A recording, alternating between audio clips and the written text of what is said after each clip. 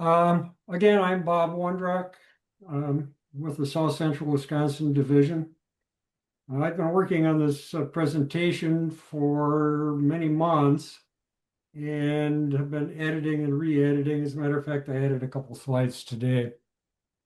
But it's going to be about my 2 summers working for the Soo Line Railroad. Things that I'm going to be covering today, I'll do a little bit about the history of the Soo Line Railroad for those of you unfamiliar with it. A little bit of my family history with the Soo Line, how I got the jobs. That should be plural there because I had two different positions with the Soo Line. The switchman, 1971, summer of 1971 was actually the summer of my after my junior year in college. And the following summer, I was a yard clerk before my induction into the USAF. Let's do a little bit of history about the Soo Line Railroad. Initially, in 1871, the Wisconsin Central, I'm talking about the pre-1909 Wisconsin Central, was built between Menasha and Stevens Point. Stevens Point's dead center in the state. And once they got to Stevens Point, which is here's Menasha, they built further onto Ashland, up to Ironwood, down to Chicago, and southbound to Portage, which was called the P Line. If you drive through Wisconsin on Interstate 39 north of Madison, you will actually be riding on some of the original roadbed of this line here. This was cut back to Plover right here in 1948. They continued on to Minneapolis and St. Paul. That's one part of the Soo Line Railroad. Here's the other part. Starting in Cameron, Wisconsin, which is right here. Here's the outline of Wisconsin. Cameron, Wisconsin, the Minneapolis, Sault Ste. Marie, and Atlantic Railroad began westward towards the Twin Cities. And that railroad was built to get the milled flour and whatever out of the mills in Minneapolis over to Sault Ste. Marie and eventually over to the East Coast. Then it was combined with the Wisconsin Central. Wisconsin Central built another line to Superior. And so we've got this massive system here, which was called the Minneapolis, St. Paul, and Sault Ste. Marie. S-A-U-L-T, pronounced Sioux. That's where they get the Soo Line from. And that's pretty much what it looked like from 1909 until they started abandoning some of these branch lines. Today, this is mostly Canadian National.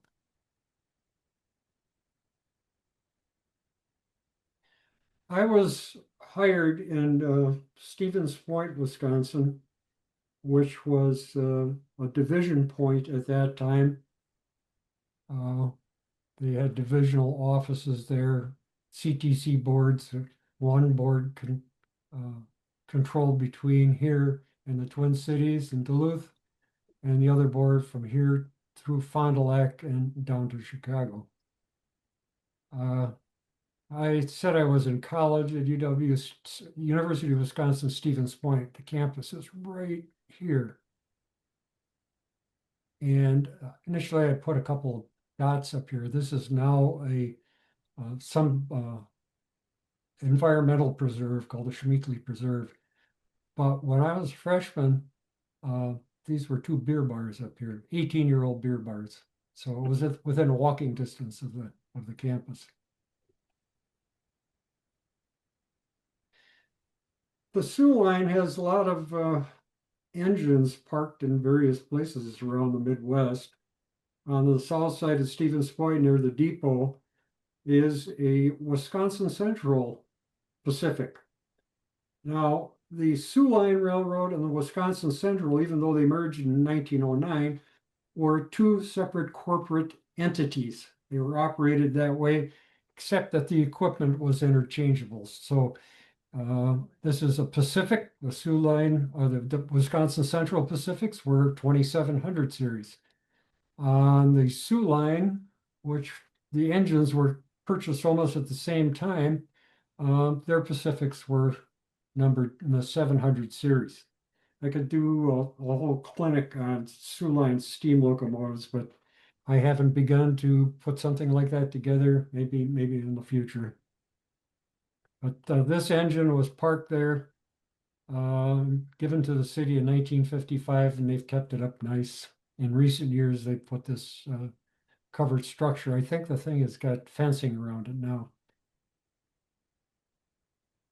Now, my family history with the Soo Line. Now, I'm a member of the Soo Line Historical Technical Society, and in one of their monthly magazines a few years back, this panoramic shot of the car repair department that was in Stevens Point appeared.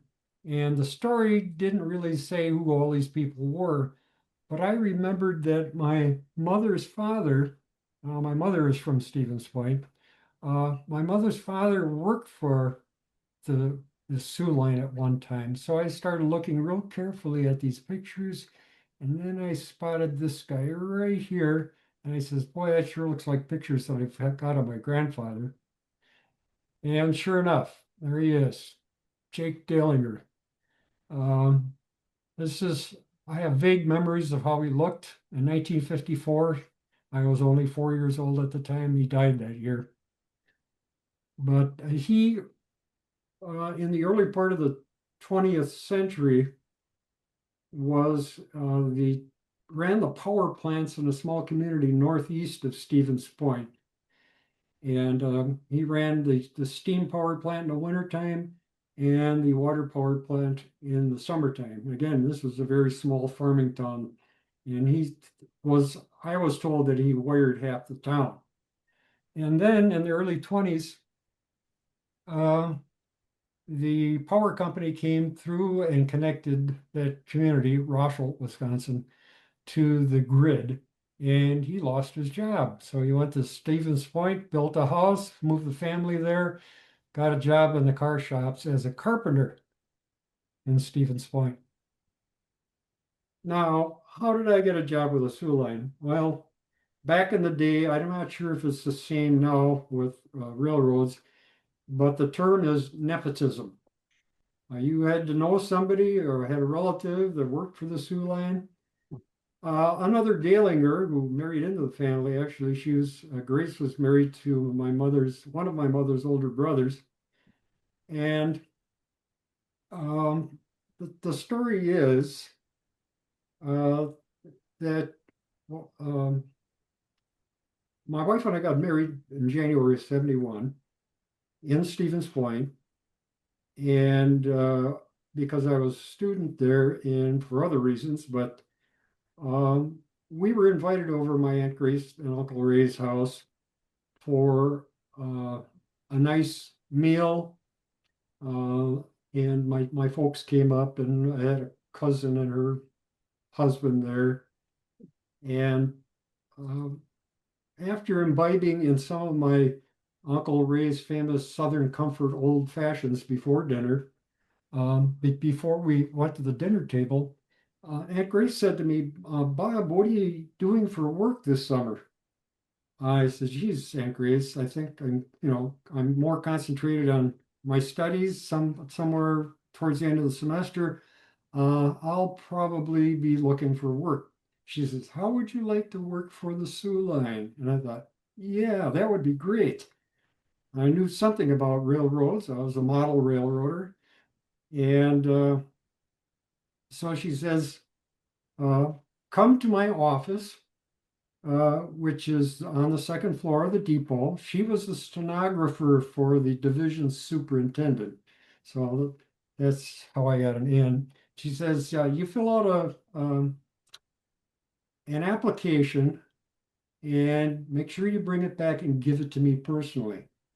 And then she says, we'll schedule you for a physical, and once school's over, you get back to us and we'll schedule you for what they call student trips.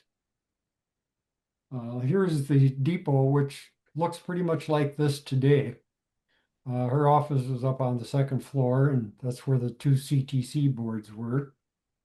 This is one of them. I think this was for the Eastern Division to Chicago. I know one of them has now been refurbished and put on display in Waupaca, Wisconsin, which is 30 miles east of Stevens Point.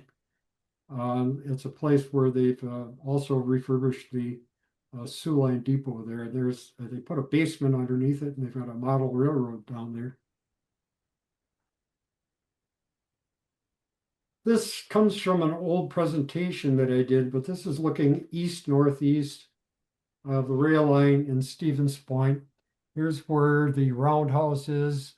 At one time in 1800s, the Soo Line or Wisconsin Central yards were right here. Here's the depot. Here's the yards. There are two yards, an A yard and a B yard. Let's see, what else can I show you here? Oh, after my wife and I got married, we lived in this place right here.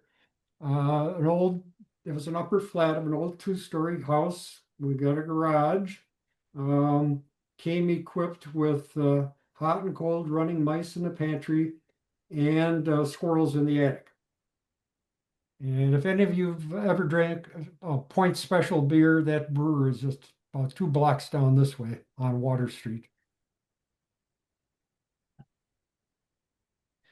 What I would have liked, I thought, it would have been nice to work at the time when they had steam locomotives.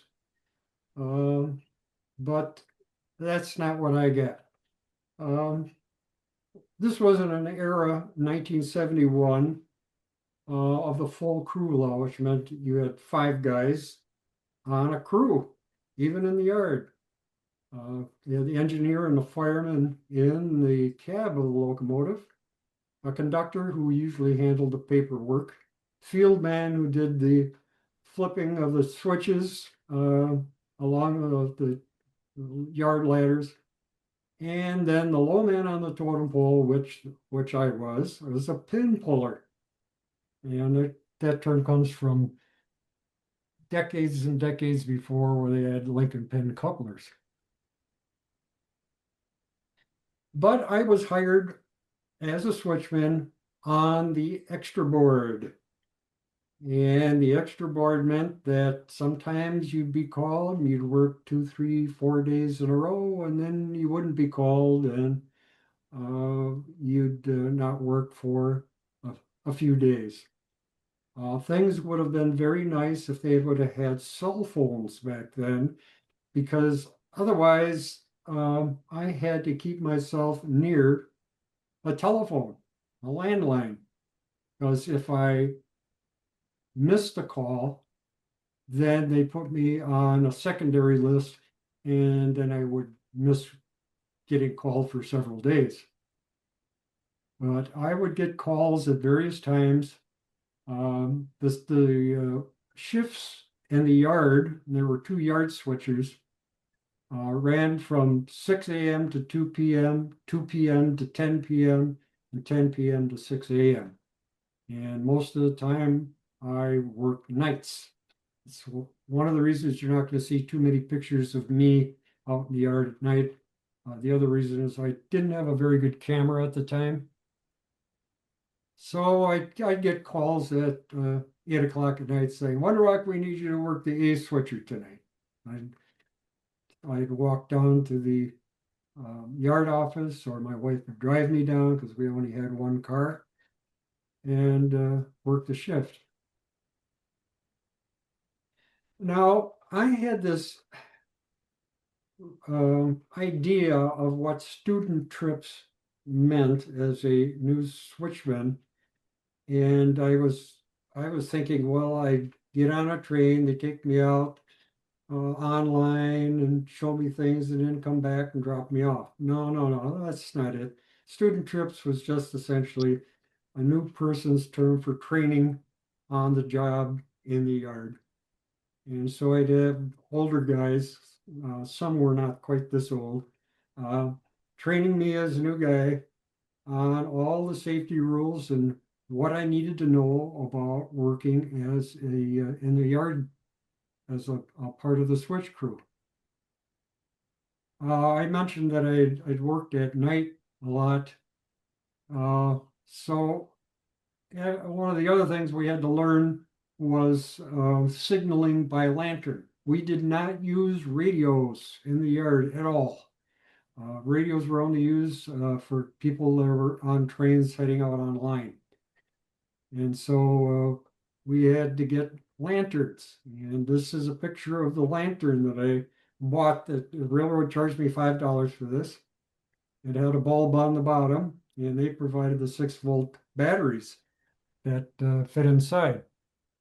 And I had to learn all these signals to work at night and make sure that the uh, the other people, especially the engineers and firemen, could see me when I was giving signals.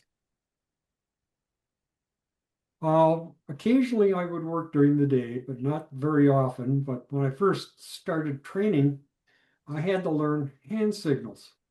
And since most of us use these deerskin mittens, I had to learn how to form numbers using just, my hands.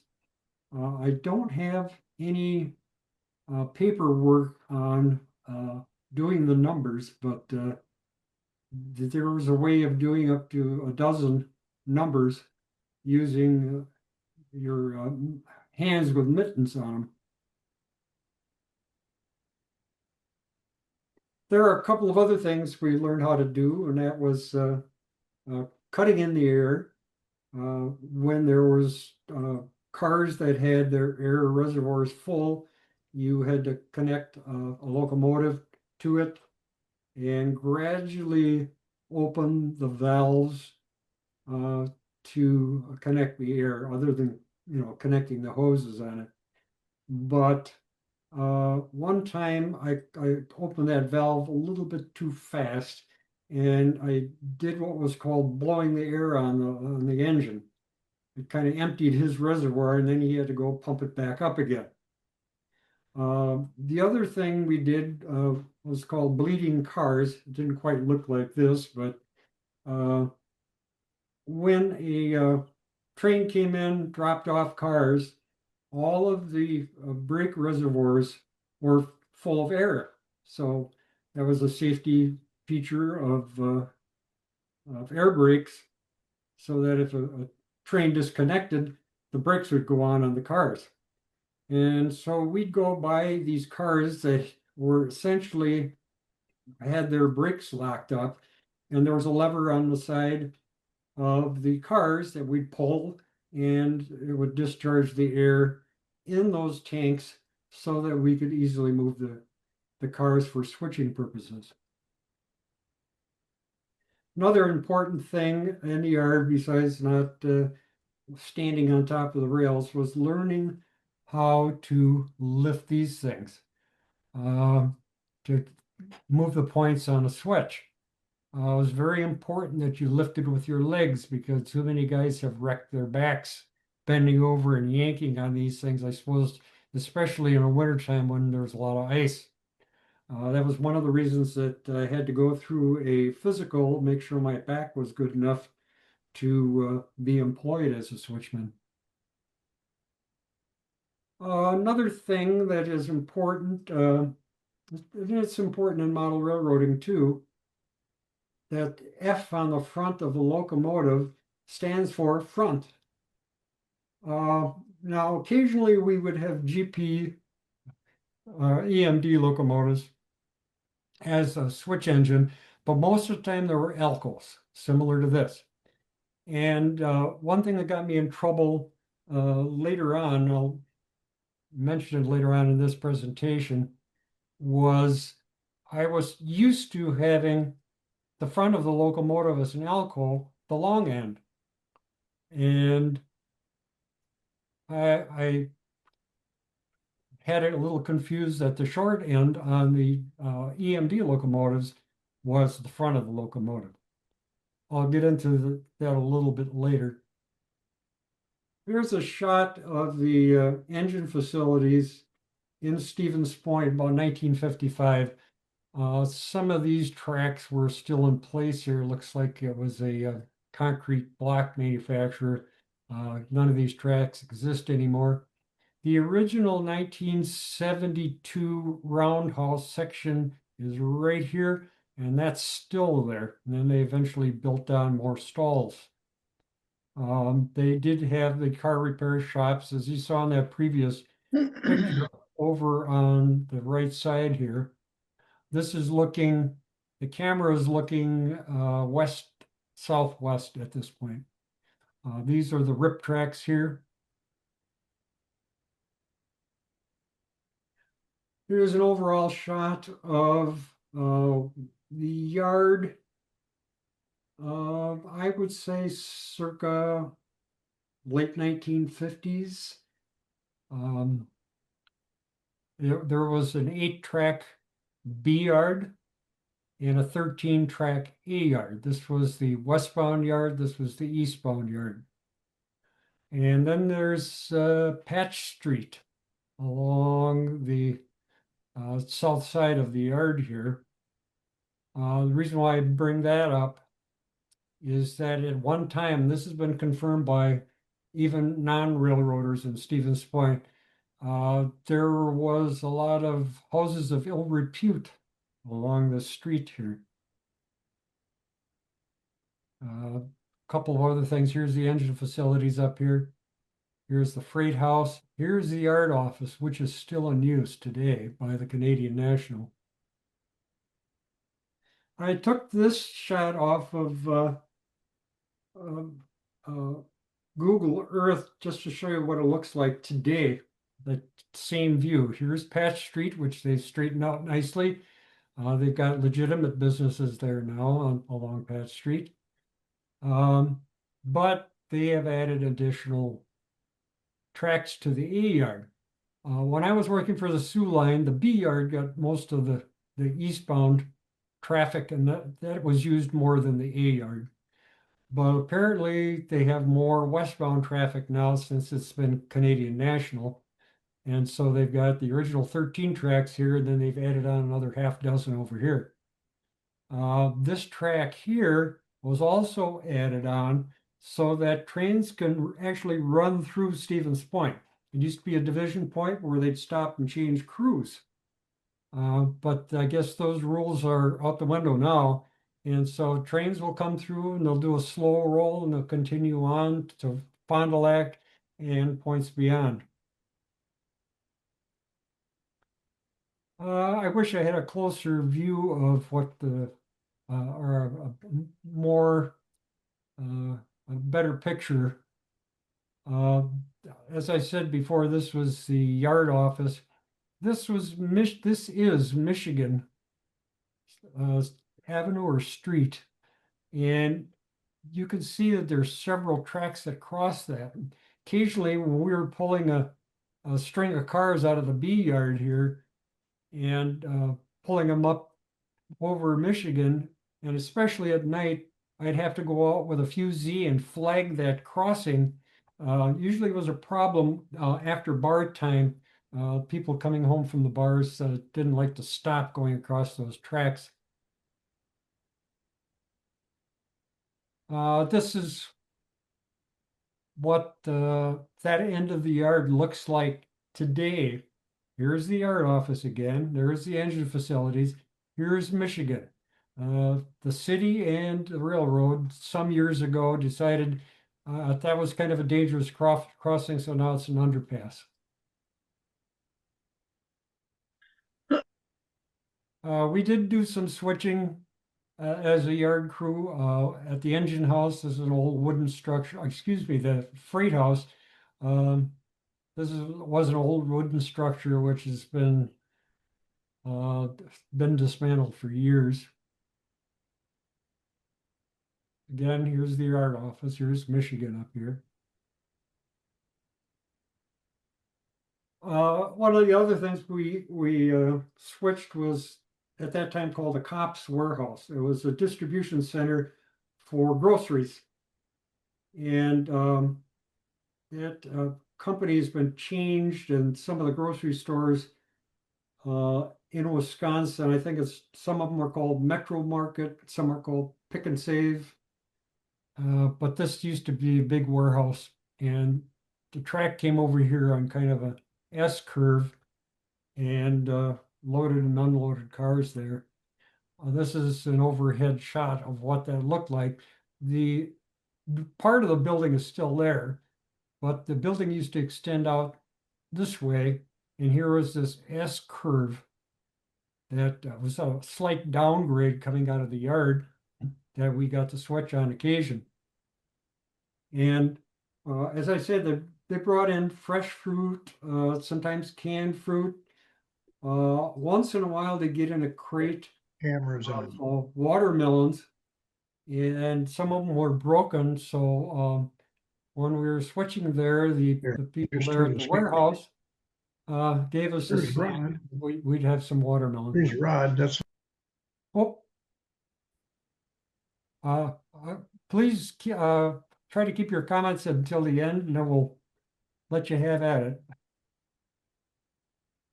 Uh, one of the things that happened with that S curve, one shift that I wasn't there, unfortunately, crew let loose a car, went right through the overhead door at cops.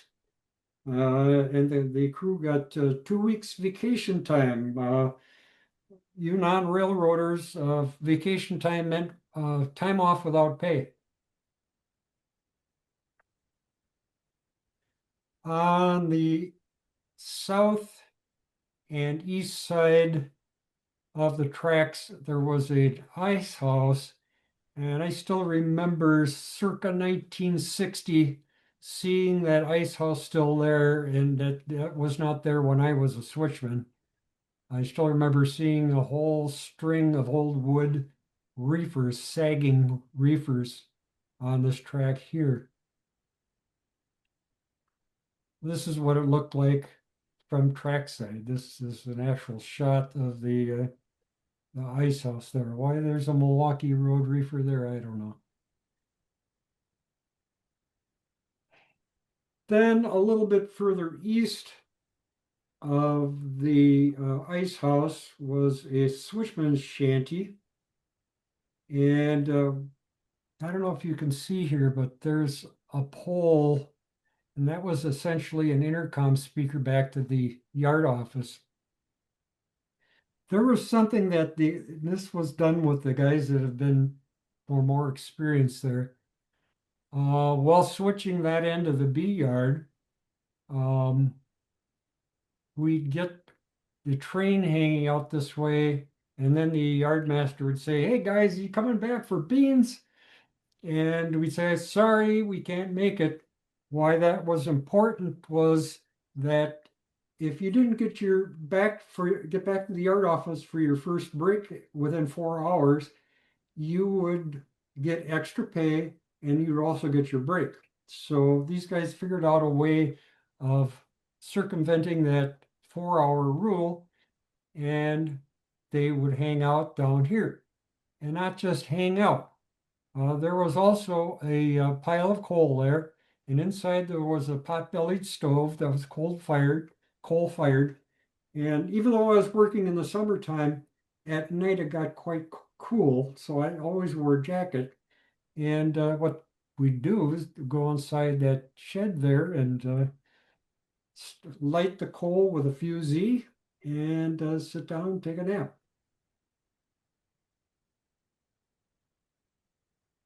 I worked with this locomotive several times as a switchman. This is a 1949 Alco product that was sold to the Wisconsin Central Railroad. I remember I told you about the two corporate entities. The RS ones on the Wisconsin Central Corporation sheets were the 2300s. On the Soo Line sheets, they were 300s. And you can't see it very well here, but right in the corner there, there's a little WC standing for Wisconsin Central. Now, this locomotive, and you've heard the story about Alcos being honorary steam locomotives because they would smoke like crazy when they got uh, ratcheted up. Um, this one in particular, and I'm not sure how it happened, had a flat spot on one wheel. So occasionally when it went down the tracks, it'd go clunk, clunk, clunk, clunk, and they referred to it as old flat wheel. Inside the cab, which I rode in several times from one end of the yard to another, there was a water cooler, actually this big water bottle that was supposedly attached to the bulkhead here, except that it wasn't attached very well. So when the thing braked, it would bang back and forth against the bulkhead. I think they retired this the following year, 1972. Occasionally we'd have Jeeps, not very often, although one time we had a Jeep 30 for whatever reason, because that was a road engine, but this here is a GP9. And again, the Wisconsin Central numbering 2400, the Soo Line numbering 400 series. Later in that summer, we began to see SW 1200s in the yard. I think I had one shift working with one of these engines. Uh, I had mentioned I was on a extra list. That meant I could get called out for other things like this. This is a probable tramp, and the Soo Line called their extra switchers tramps. That meant that there was too much work for the two switchers in the yard, and they'd call out another switcher to help out. This one here is heading down that P line that I mentioned, except by this time it only went as far as Plover, which was about 5 or 6 miles south of Stevens Point. Tracks were not very good, so the speeds here were 10 miles an hour maybe. I got called out one night on what they called a 7:35 p.m. tramp, and we had to do interchange work down in Plover. At that time, Plover had the Green Bay and Western tracks going east and west through it, and we would take things down there, primarily pulpwood, like in this train, and interchange with what was there. Today, these tracks going down to Plover have been upgraded, and the Soo Line actually runs trains, excuse me, the Canadian Pacific, Canadian National, oh, I get my railroads right here. Canadian National goes down these tracks onto the westbound portion of what used to be the Green Bay and Western over to paper mills in Wisconsin Rapids and Nakusa, Wisconsin. But in this case, this train was doing interchange work. Now, when I went down, I didn't have a really nice caboose like that. I had one of the old wooden cabooses that was used for interchange work. Not quite as nicely painted as this one here, but the original ones that were built earlier in the 20th century had grooved car siding. And then when the Soo Line wanted to remodel them a little bit, they put plywood over the top and repainted them. Most of the line cabooses were of the steel series here. This is to remind me to look at the clock. You see I'm already running a little bit over because I had a couple more shots to show in the first half of this presentation. This is supposed to be at about the 30-minute point, but let me just get a swallow of water here and we'll move on.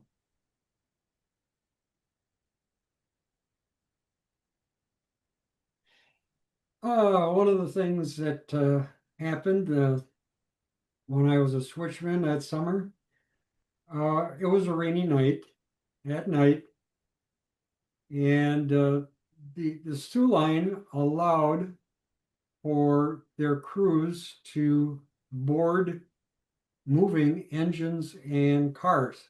I don't know if they do that anymore on the railroads because that's kind of a dangerous thing.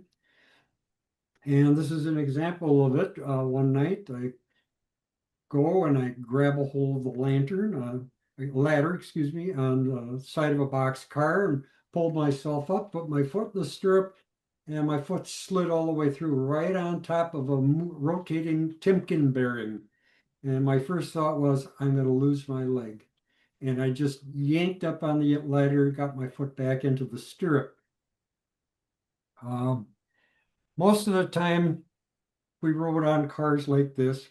And if you look carefully, you can see how close that stirrup on a boxcar is to the Timken roller bearing. It's about a foot there.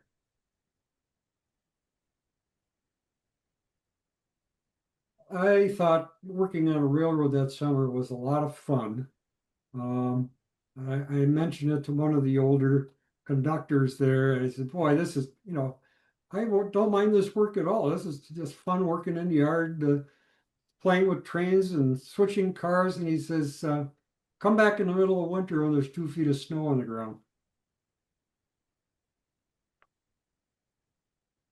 I was always supposed to be looking on the look when I walked in between rows of cars in the yard for things that hung out, like straps or pieces of wood off cars. This is one thing they didn't warn me about.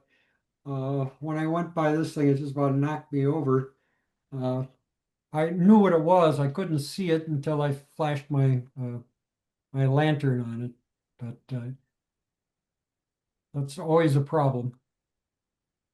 Another incident happened. Um, there were hotshot trains that came through at that time from the Twin Cities.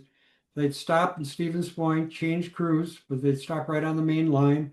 A switch crew would come up, uh, connect onto the caboose, and usually there's any number of cars that got pulled off the back end for set out in Stevens Point, and then the caboose was tied back on, or if there were any cars in the area that had to be tied on, we'd put it back on to that train.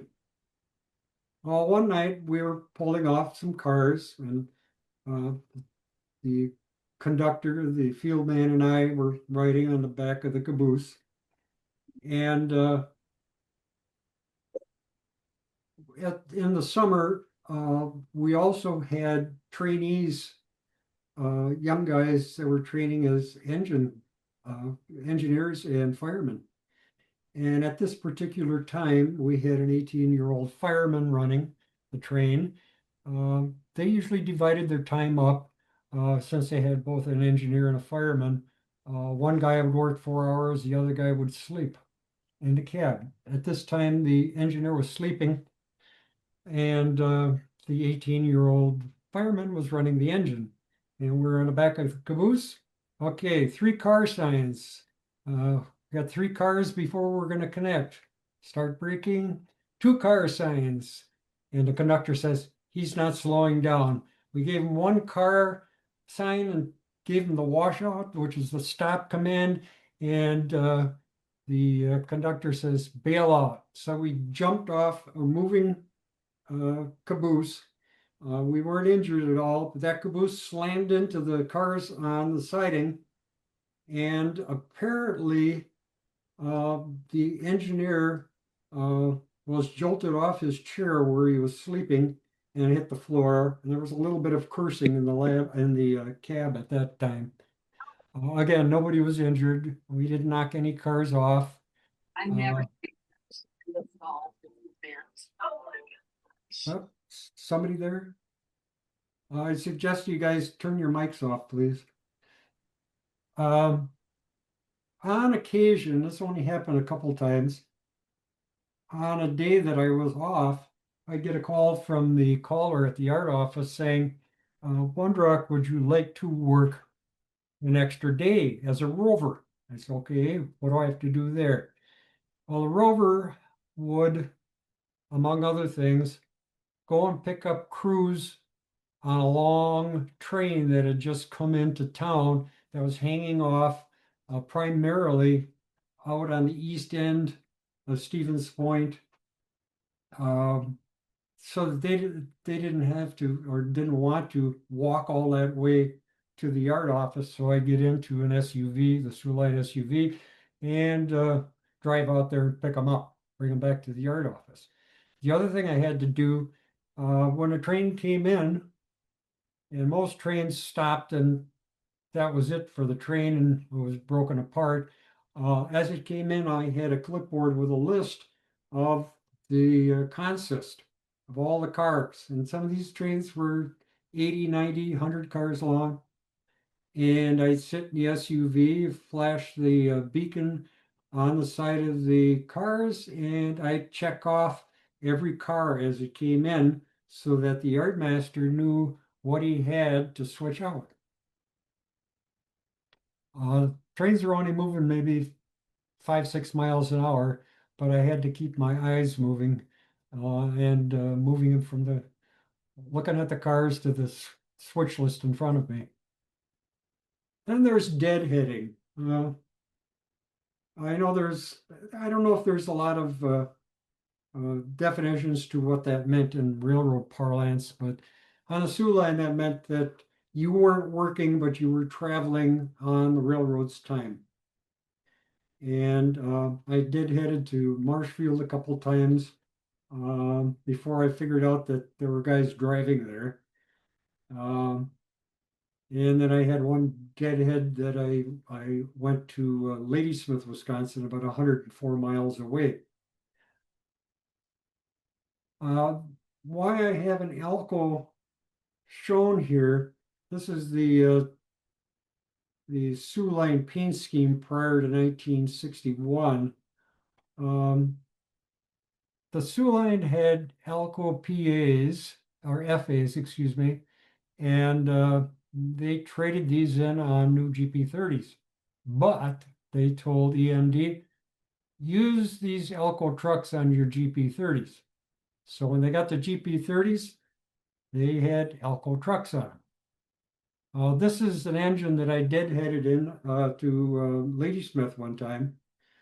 And uh, I was called up at 2 o'clock in the morning in a dead sleep.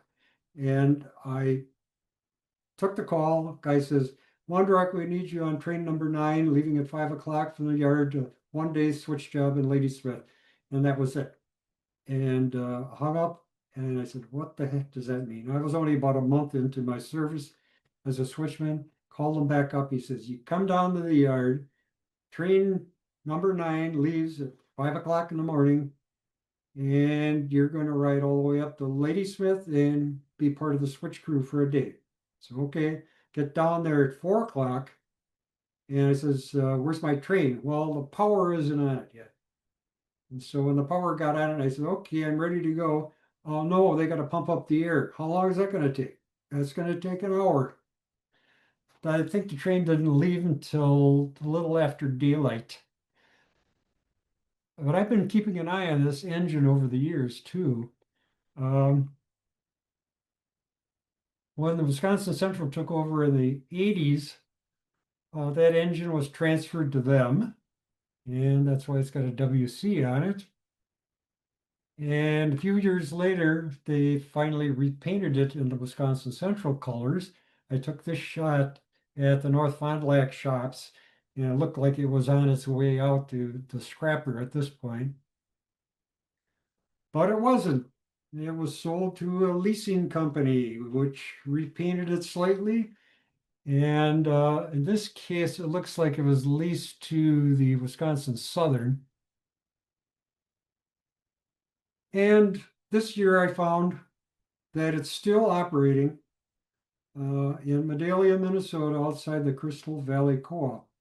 That engine is 65 years old. No, it's 46, yeah, 65 years old. Probably not with all the original parts, but the trucks look the same.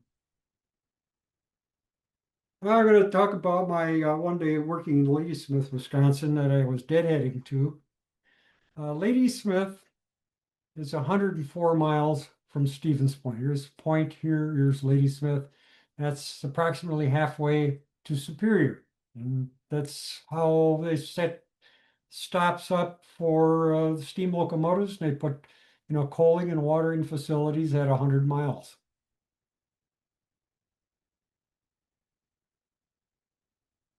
At that time, Ladysmith was kind of the hub of the two parts of the Soo Line. Early on, this was the original Minneapolis Sault Ste. Marie Atlantic. This was part of the original Wisconsin Central, so it was a big crossroads. I like this map because it also shows the railroad I model. It's actually a part of the Soo Line, or was, ran from Ridgeland up through Barron, through Cameron, Rice Lake, and up to Reserve, Wisconsin. From Reserve back to Birchwood, it was cut back in 31, back to Rice Lake in 36. The southern part here was pulled up in 62. And I'm not sure, but I think the line going up to Rice Lake is still in use. This is looking east, northeast in Ladysmith, as it was probably 70 years ago. Here's the depot, here's the two lines. This is looking east, northeast.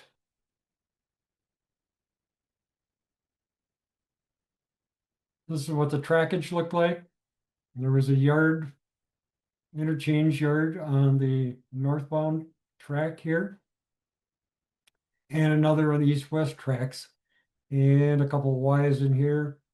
We switched some of the industries in town, but it had a full-time daily switch crew up there.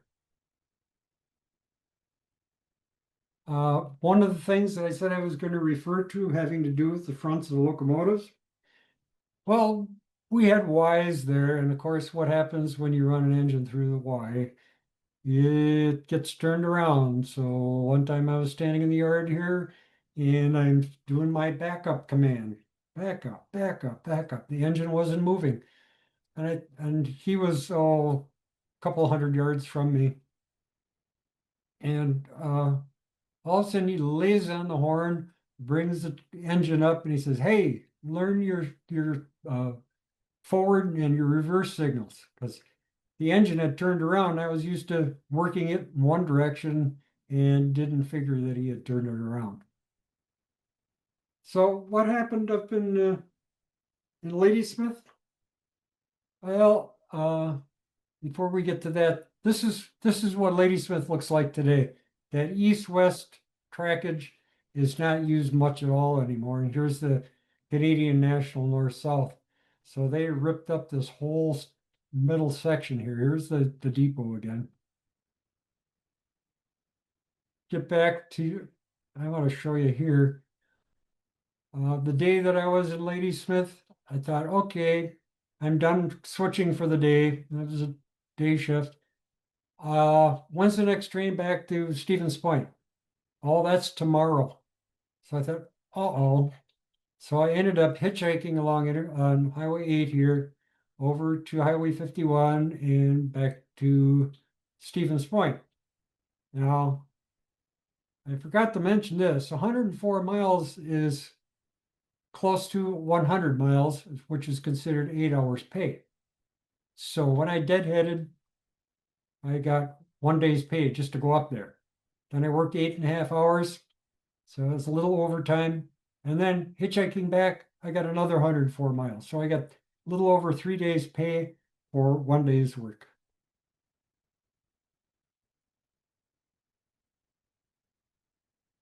I also worked out of Marshfield, Wisconsin, which is 33 miles from Stevens Point. I deadheaded there until I found out that I could hop on with a regular crew and ride up there by car. Marshfield, I don't know how many of you remember my pulpwood clinic that I did earlier this year, but trains coming down from Ashland used to drop off pulpwood here, and we'd make up a train that would go down this line here, which went to Wisconsin Rapids and Nakusa, where the paper mills were. Um, there were, this one shows the Chicago Northwestern trackage coming through town. That did not exist uh, when I worked there in 71. Northwestern trains would come up from Nakusa. There used to be two tracks side by side going from Marshfield to Nakusa. One set was Soo Line, the other Chicago Northwestern. But I'd be working as a switch crew in the yards here. Occasionally I work at night. This is what the depot looked like at the time the tracks ran by it. This was done, taken in 1964 by Larry Easton. A very similar depot is in Wapaka that's been restored. Inside, at one time, they had controlling signals for the big crossing here in town. That didn't exist when I was there. When we took our breaks, this is pretty much what it looked like. I don't recognize most of these guys except for this guy here. I think I worked with him in Stevens Point. The guy's name was Eddie Lashevsky. If you went to Marshfield today, you'll find that they moved the depot west because the tracks are on the other side of this boulevard, which is on the left side of your picture here. And that is a Japanese restaurant now. We switched, as I said, yards. This yard was in bad shape. Couple of industries here, including the Weyerhaeuser particle board plant. This is what Marshfield looks like today. The depot is way up here. Most of that stuff, tracks industry is gone. They do have a yard here, but this is, hate to use the term flyover, but most of the trains just go right through there. You can see the remnants of the line that goes down to Nakusa, or did go down to Nakusa. It only goes down a little bit further here. They're servicing one or two industries, but that line from Nakusa to just south of Marshfield here has been pulled up. Typically in the yard, we'd have an RS unit or a Jeep, usually a Jeep 9. This looks like this is backup power here. Here's the depot here, so we're looking compass north at this point. Looking in the eastward or southeastward direction, here's the track that goes to Nakusa. And this looks like backup power for that trip. Here's another one of the wooden cabooses that were used on trains as such, but not much on the main line. Typical pulpwood car, things that we switched in the yard. Pulpwood would come in, we'd make up train 26 heading for Nakusa with, I'd say, at least half of the cars with pulpwood, box cars with other things in it. On the south side of Marshfield in Wildwood Park is a preserved Soo Line 280. And a fellow by the name of Keith Meacham and several others have kept this engine, kept the upkeep on this engine for years. And I did mention that Soo Line's got engines, steam engines parked in various places. Also, there's a Mikado on the east side of Ladysmith, if you ever get up there. It's right along Highway 8, eastbound out of Ladysmith. Rocking and rolling. I mentioned that the yard tracks were not in good shape. Sometimes they were almost submerged with water. And as we went down the tracks, the engine, if it got up too fast, it would start rocking and rolling. And the uh, ties would be plunging down into the muck, and the muck would slop up onto the side of the locomotive. It was not a pretty sight, but they still used it that way. One day when I was working early in my tenure in 1971, um, I there was this one rip track that was a stub end, maybe 5 cars in length. And the older, I'd say a guy who was in his 60s, conductor, I he just used hand signals all the time, didn't talk much. And so I'm watching his hand signals, and we were supposed to shove uh, a car into this track. And I mistook that as a cut, which meant that I uncoupled it.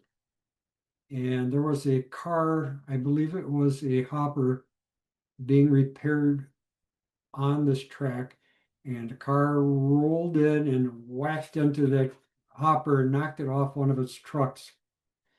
And being that I was a long ways away, the rest of the switch crew didn't mention anything to me until lunchtime.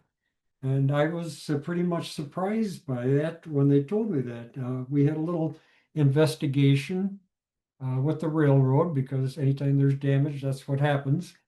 And the union went to bat and said, "Oh, we just had bad visibility. It was kind of foggy. There was a big pile of coal there." And I guess none of us served any vacation time. Um, One of the plants that I remember switching specifically was the Weyerhaeuser plant here. Now, this curved track here would be akin to 18-inch radius on any of our layouts. And they produced particle board there. They take in box cars of chips and sawdust, and they had a thing that looked like a big snowblower that would go inside the cars and get that out. And there was a big pipe with vacuum on the back end of that snowblower, and it would deposit that sawdust and chips inside the building. And from there, they used it to make pulpwood. And we also moved boxcars in here for loading particle board. The one I remember in particular was one that looked just like this, because I remember it was blue DT and I, and getting that to go across or around that curve was kind of a treat. Plus, the uncoupling levers here on the draft gear were much bigger and heavier than on a regular box car. So it was a little tougher to uncouple this dog. I mentioned that I had worked at night once in a while. One night, we were on far end of the yard, and they said, "Well, we're going to do a flying switch." And I says, "Okay, what's that?" "Well, we're going to uh, pull the car real engine and car real fast. And the engine's going to go up onto the main line, and the field man is going to flip the switch, and the boxcar is going to go into the yard." I says, "Okay, the car's got to be uncoupled. How do I do that?"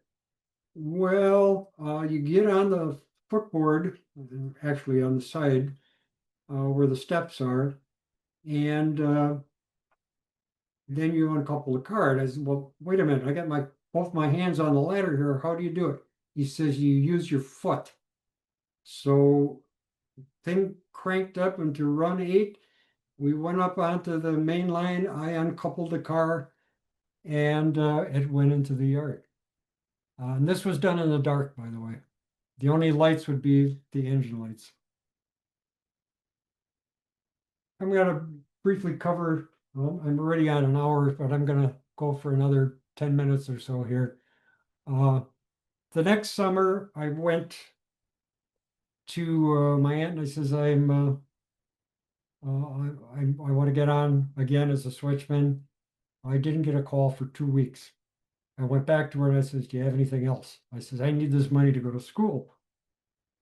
And She said, well, there's a job opening as a yard clerk. It's third shift, but you work 5 days a week. You have a regular shift. I says, I'll take it. Uh, every car in the yard had an IBM card. We used a machine like this, type up, if there was a new car in the yard, type up a card for it. If it had something extra like a mechanical reefer or whatever that needed fuel, there was a secondary card for it. So I'd be working with IBM cards, essentially switching the cars in the yard office with uh, a bunch of slots in front of me. Every track in the yard had a slot, and so I'd get a copy of the switch list, and I'd change the cars in the yard and the slots here as they were being changed in the yard. Then when the train was being made up, I grabbed the cards on the tracks that the yard master designated, and I'd print out a switch list for the road crew. And what was the printer like? Not like what we see in our homes today. You sort of see how big an IBM card is. The IBM cards fit right in here. This is a weighted handled thing. You put the cards in there, and then you'd fire this baby up. This is about as big as a refrigerator laying on its side. And it would print up one line at a time. So when it was printing, it would be going ka-chunk, ka-chunk, ka-chunk, ka-chunk.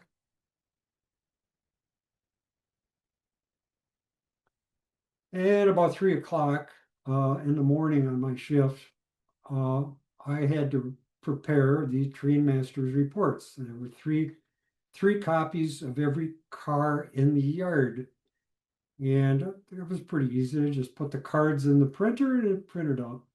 I went through this, took an hour or so, except for one morning.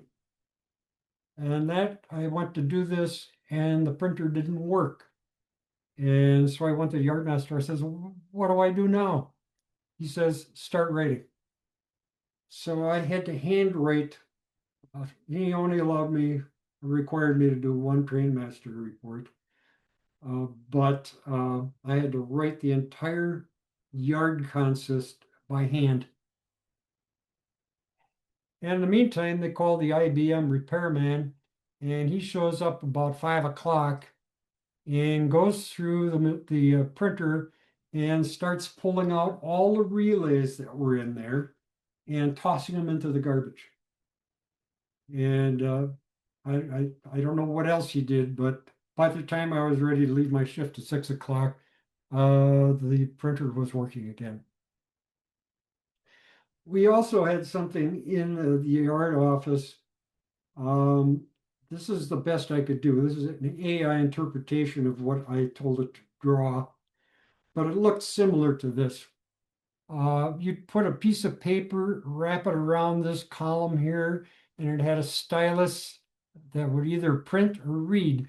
And at that time, it was called a facsimile machine, commonly known later as a fax machine. I don't know if they still use them, but if we forgot a waybill or something and had to send it on to the next station, we'd fax it to them. This would take an interminable amount of time to fax something or receive a fax. So uh, I enjoyed working for the Soo Line that summer. It was good money, um, and I thought I knew an awful lot about railroads until I actually worked for one. And a lot of this has been really helpful, especially working as a yard clerk in developing an operation system for my layout. And with that, I'm going to say Merry Christmas and Happy New Year from my layout, the Rice Lake, Dallas, and Menominee. And I'll field any questions.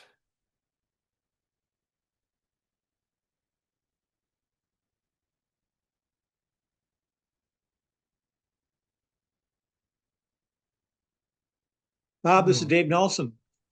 Nice presentation. I know that a lot of railroads frown on employees bringing a camera to work with them. Did you ever encounter that? No, I actually, what I did was on my days off, I'd go and take some pictures.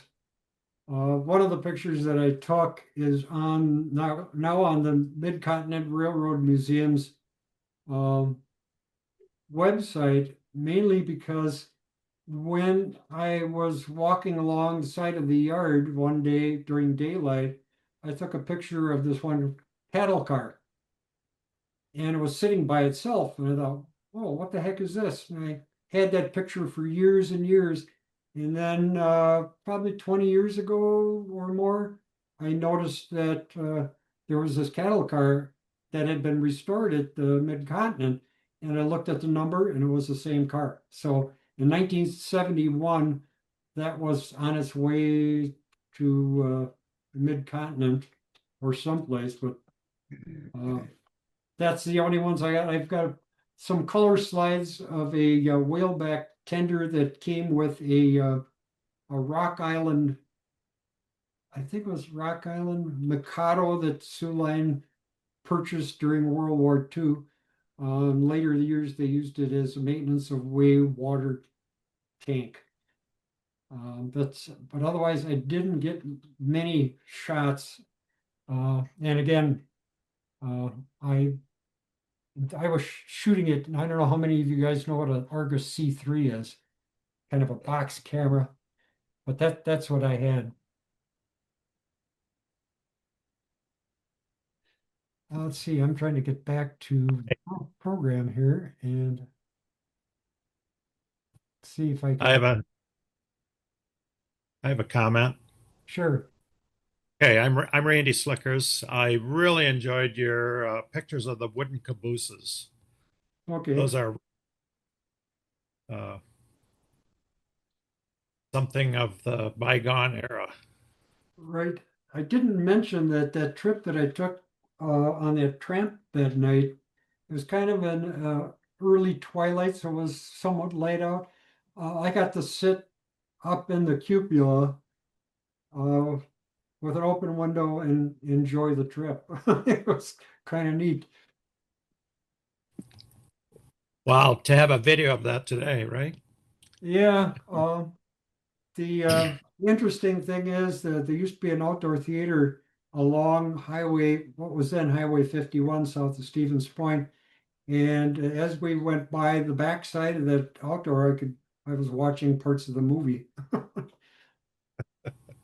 Thank you. Very nice presentation. All right, thank you. Yeah, nice job, Bob.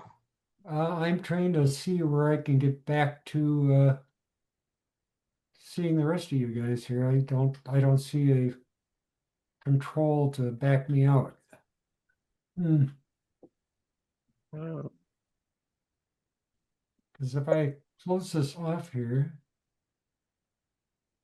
There there we you go. go. All I had to do is And close all the you do program. is close it. I didn't mention one thing that when I was up in Marshfield, the one time uh, I was eating supper. It was about 5:30 p.m. And engineer came to me and he says, "Say train 27 died on the way back from Wisconsin Rapids." And I go, "What do you mean died?" Well, they exceeded the 12-hour rule. And so he says, "We got to go pick them up." And I thought, "Well, get in the SUV and we'll go down and pick them up." No, no, no, no. We're going to hop in the engine and go down there and drag them up and set them in the back of the yard. So he says, "I need a head-end brakeman." So he took me along, and it's the only time I ever had a ride in F7, sitting in the front seat. And to me, it felt like riding in a big race car. And we went down, pulled the train all the way back up past the uh, street crossings, and then set it back into the yard. And I think I got extra pay for that at that time. I think I got brakeman's pay. Yeah, who else was saying they'd worked for railroad? But if anybody hears me, they say, yeah, we used to do stuff like that, but this was the full crew law, so they had all kinds of rules that the railroads got rid of over the years. Very good. Well, thanks again, Bob. Nice job. We appreciate you presenting on that. We do not have a presenter next week, but I do plan to get together again. That'll be the 18th. Of course, the week after that is Christmas Day, and the week after that is New Year's, so we'll take those days off. And so next week will be our last meeting until 2026. But if you're interested in presenting, of course, you can just let Ron or me know, and we'll get you on the schedule either for next week or for sometime in January. Thanks again, Bob. Everybody have a great evening. Thanks for attending, and see you next week. Just a second. Sure. Oh, Bob. Yeah, Bob has an announcement. Look, We had our board meeting on Monday, and it kind of lit a fire under me, and I noticed that there was talk of us having a Facebook page. Well, I couldn't find said Facebook page, so as of probably Tuesday, we now have a Michiana NMRA Michiana Division Facebook page. I would ask everybody who has Facebook and would like to come in and contribute to do so.